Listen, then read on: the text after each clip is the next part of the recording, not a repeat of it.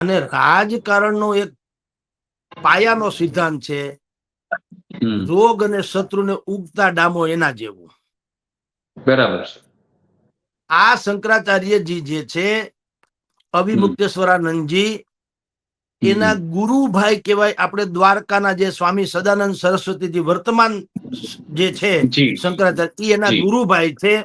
2006 માં પૂજ્ય સ્વામીજીએ દીક્ષા લીધી જ્યોતિષપીઠમાં ઉત્તરાખંડમાં. અને તેઓ શ્રી જે છે અત્યારે ધરણા ઉપર છે.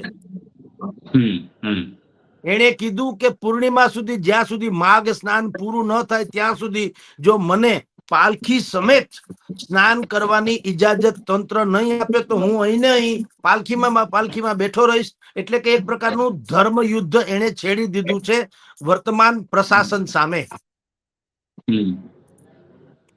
પ્રશાસનનું એણે નોટિસ મોકલી, ગઈકાલની ને આજની વાત છે. પ્રશાસને નોટિસ મોકલી છે શંકરાચાર્યજીને